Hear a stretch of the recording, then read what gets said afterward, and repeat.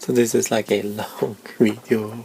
It's late at night. I was just logging what I was doing in the VHDL code for the 6526 mass VHDL code, which I'm going to use this FPGA, and then I need an interface card to test this code. So I put the FPGA in here,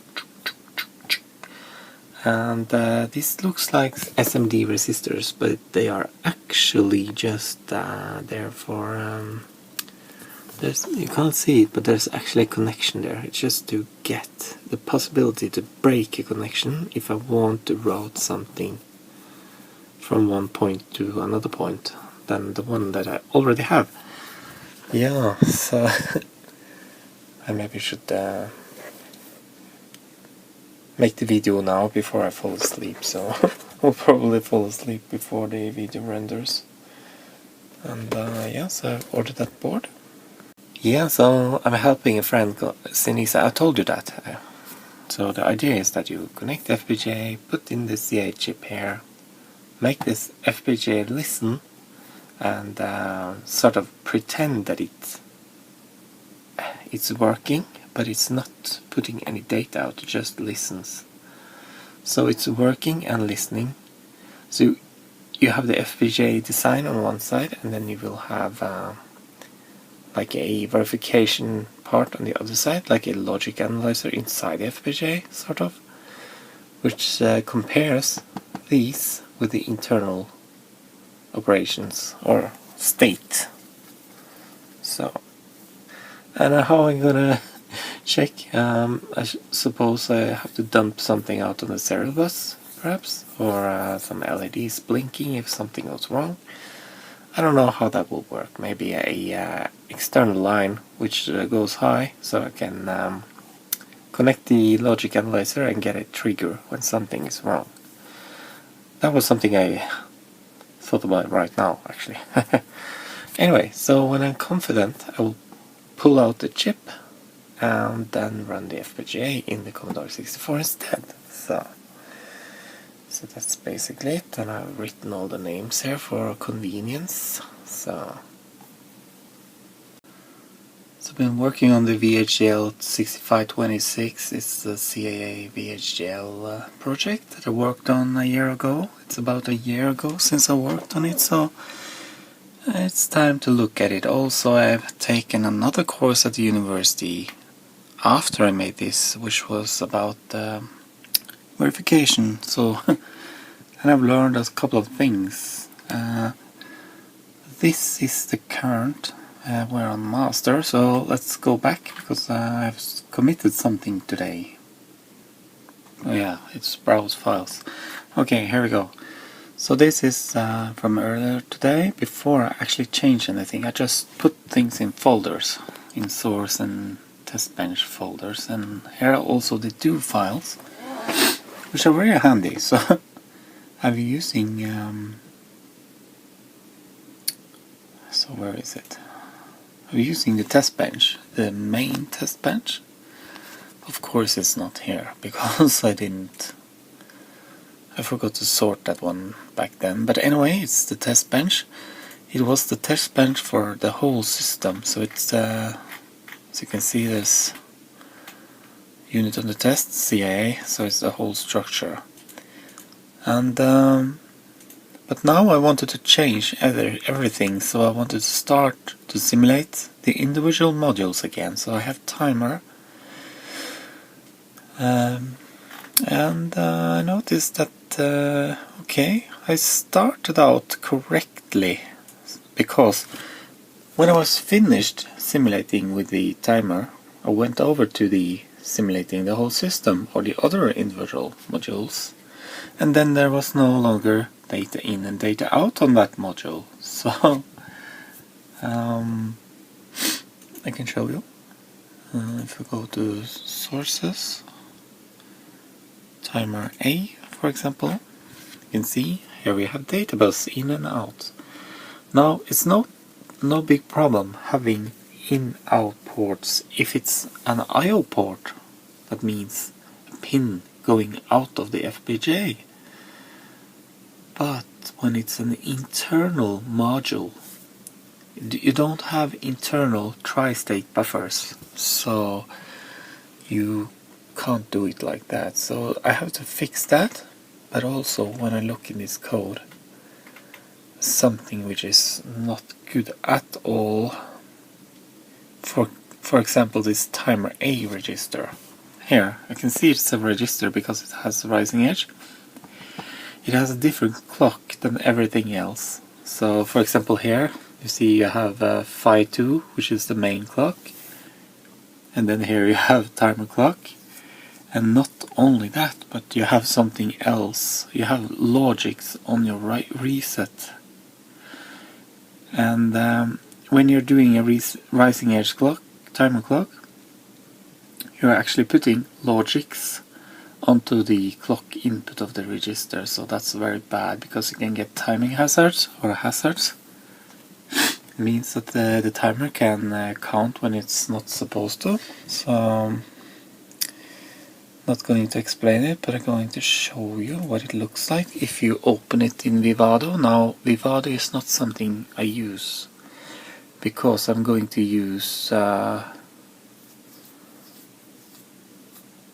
well, I'm actually, yeah, because I have an FPGA which is older, so it uses Xilinx IC.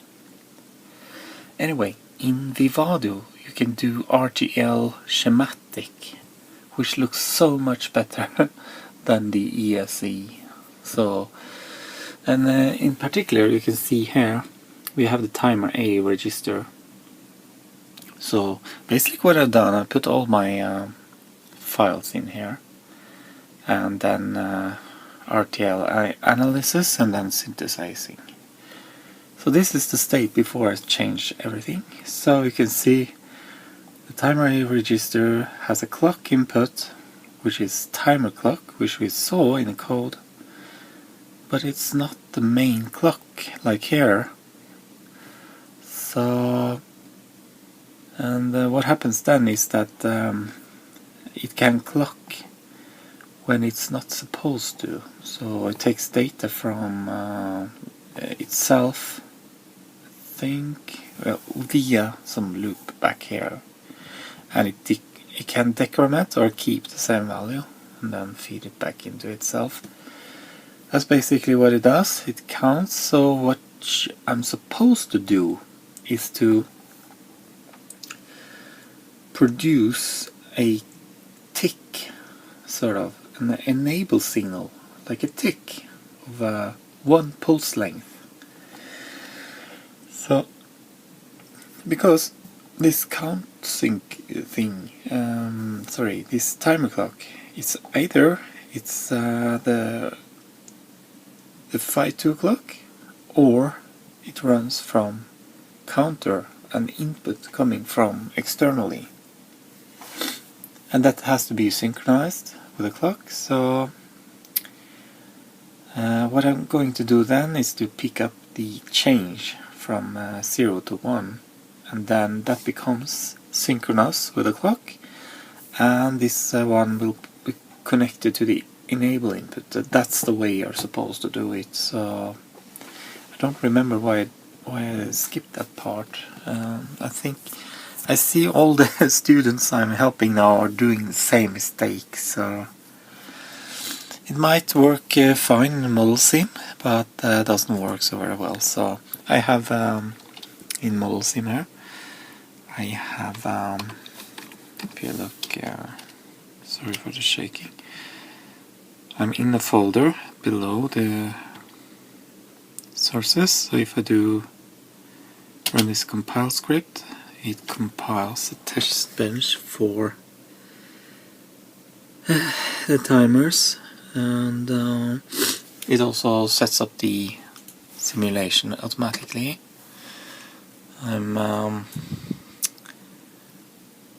Yeah, so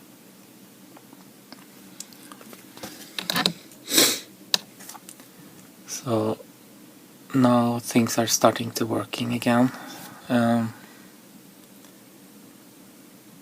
So here you can see timer A data out and timer B data out. And as I said, this was something that I also had stopped doing in this code. You can see here another problem I can see here also that I had is the data coming out of the register. So if there's a read from the register in timer A, it is it's coming too late, I think, because the timer A is put on the data after the clock comes, and then it's too late. So I don't think, or it kind of works, but then it's on the rising edge, and then the computer samples it on the falling edge. So I'm not sure how well that works. So so what I've done in the new code, let's see if I can get to master. It's possible to just jump like this. So yeah, there we go.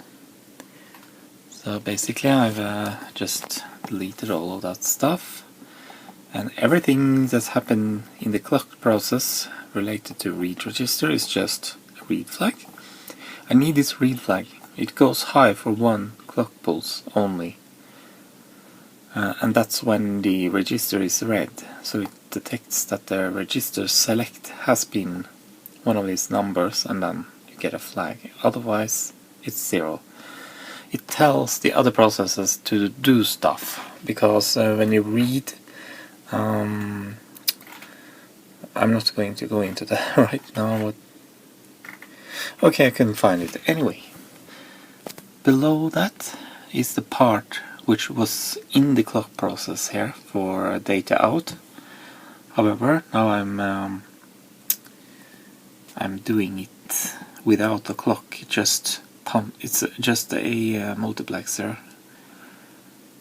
When RS changes, so will the data out also. It's much simpler. I don't risk having things clocked out at one clock length too late. So yeah, there's a lot more to do. Just make a little video because it's late at night, and just wanted to log my actions. It's possible to see some comments there. There. So the code was from 2006, has the internal state bus. That's bad for FPGA. I'm giving back the modules separate in and out ports. The timer test bench did not use the bus proc procedures from the main test bench. So what is that? Well, yeah, so let's get in here so I can show you what that is. Bus proc. Well, what I did in the test bench before was to, as you can see, I did everything manually. I waited for a half periods and I set the individual signals, and I did this over and over and over again. And it's better to have all of that inside a procedure which you call over and over again. It's like a subprogram. So, and if you look at the test bench for the whole system, you can see here you have a lot of calls to that bus proc.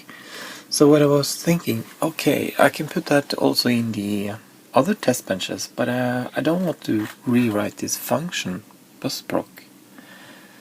It's not a function, it's a procedure. Anyway, so here's the procedure. So this one controls the clock, but now instead of controlling the clock, I'm just listening to the clock and wait. So let's have a look at that. I put it in a package, because then I can include it in every test bench.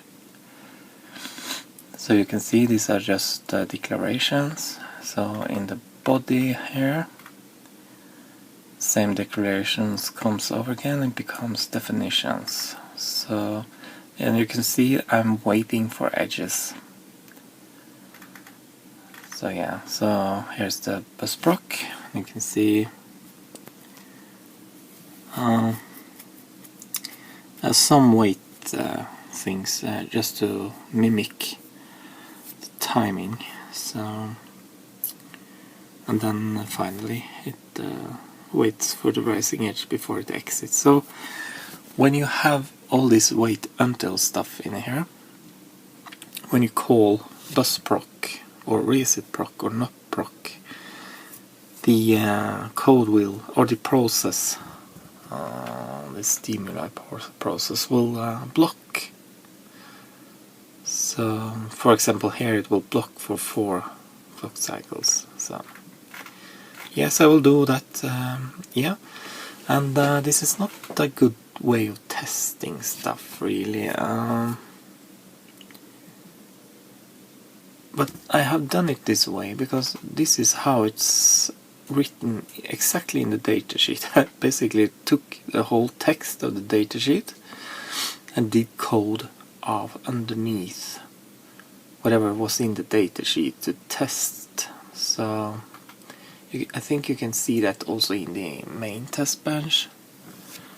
There, test bench. So okay, it was commented, but yeah, here you can see serial port as input, scan keyboard. So it does certain things, but here you can see comments I had earlier. So this is, yeah, so what was I going to say? Yeah, this is not a good way of testing, because I have to manually see if the output is correct. So what I think of doing is to make like I have the bus procedure, but I will also have a verification procedure. So it can produce errors if it doesn't get what it expected to get. I don't know how detailed that will be, but maybe I should have like a transcript file or a listing somewhere that it compares the data out for every step. Maybe the internal registers also somehow. So I will have to look at the old lab I had in the January or February. We were doing a I'm sorry for talking slow, I'm so tired. Doing verification of a MIPS 32 CPU core for the FPGA, and we're supposed to add instructions. So what it did, it went into model sim basically, and then you ran the simulation with a script, and you could follow the signals and everything, but what was interesting was to see all the instruction executed, and while it was executing it took the whole register set, including the stack, I think. Anyway, and they compared it to a listing, which was up in here. And if it didn't match, it would stop and then break, and you can see which instruction it failed on. And then it went back in the code, added the instruction. Sounds easier than it is, or maybe it's actually easier than it sounds. Actually, and then start the simulation again, compile, simulate, and it will go further, and then you added more and more instruction, and finally it will end. So, but that requires like a file that you can compare to, so like a master or something like that. And how do you give this thing a master? So you have to sort of I think might work is, for example here, you say start A and then you do all this stuff. Actually we're going to use busproc anyway, so to get all this data into the registers, and then you will check the registers with special commands we will make. So for example, we can read back and see if we get what we want, and then do an assertion, and then report severity failure if it's wrong. So you can have the script stop if something is wrong. So if it's not what it expects. So that was what I was thinking. So I think I'll end it there. Thank you very much.